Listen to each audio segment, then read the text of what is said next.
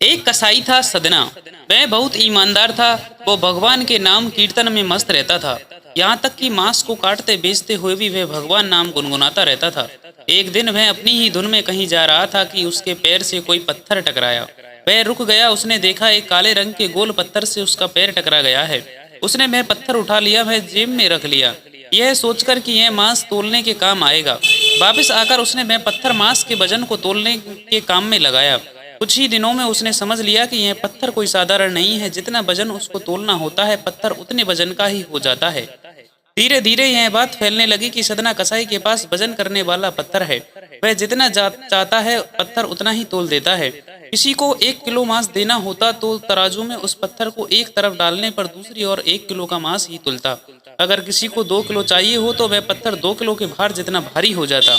इस चमत्कार के कारण उसके यहाँ लोगों की भीड़ जुटने लगी। भीड़ जुटने के साथ ही सदना की दुकान की बिक्री बढ़ गई। बात एक शुद्ध ब्राह्मण तक भी पहुंची। हालांकि वह ऐसी अशुद्ध जगह पर नहीं जाना चाहते थे जहां मांस कटता हो, वह बिकता हो, किंतु चमत्कारिक पत्थर को देखने की उत्सुकता उसे सदना की दुकान तक खींच लाई। दूर से खड़ा वह सदना कसाई को मीट तोलते देखने लगा। उसने देखा कि कैसे वह पत्थर हर प्रकार के वजन को बराबर तोल रहा था। ध्यान से देखने पर उसके शरीर के रोए खड़े हो गए। भीड़ के छटने के बाद ब्राह्मण सदना कसाई के पास गया। ब्राह्मण को अपनी दुकान में आया देखकर सदना कसाई प्रसन्न भी हुआ और आश्चर्यचकित भी। बड़ी नम्रता से सदना ने ब्राह्मण को बैठने के लिए स्थान दिया और पूछा कि वह उनकी क्या सेवा कर सकता है। ब्राह्मण बोला, तुम्हारे इस चमत्कारिक पत्थर को देखने के लिए ही मैं तुम्हारी दुकान पर आया हूँ, या यूं कहे कि ये चमत्कारिक पत्थर ही मुझे खींचकर तुम्हारी दुकान पर ले आया है। बातों ही बातों में उन्होंने सदना कसाई को बताया कि जिसे वह पत्थर समझकर वो मांस तोल रहा है, वास्तव में वो शालिग्राम जी है, जो भगवान का रूप होता है। शालिग्राम जी को इस तरह गले कटे मांस के बीच में रखना व उनसे मांस तोलना बहुत बड़ा पाप है। सदना बड़ी ही सरल प्रकृति का वक्त था। ब्राह्मण की बात सुनकर उसे लगा कि अनजाने में मैं तो बहुत पाप कर रहा हूँ। अनुनय विनय करके सदना ने वह शालिग्राम उन ब्राह्मण को दे दिया और कहा कि आप तो ब्राह्मण हैं, अतः आप ही इनकी सेवा परिचर्या करके इन्हें प्रसन्न करें। मेरे योग्य कुछ सेवा हो तो मुझे अवश्य बताए। ब्राह्मण उस शालिग्राम शिला को बहुत सम्मान से घर ले आए।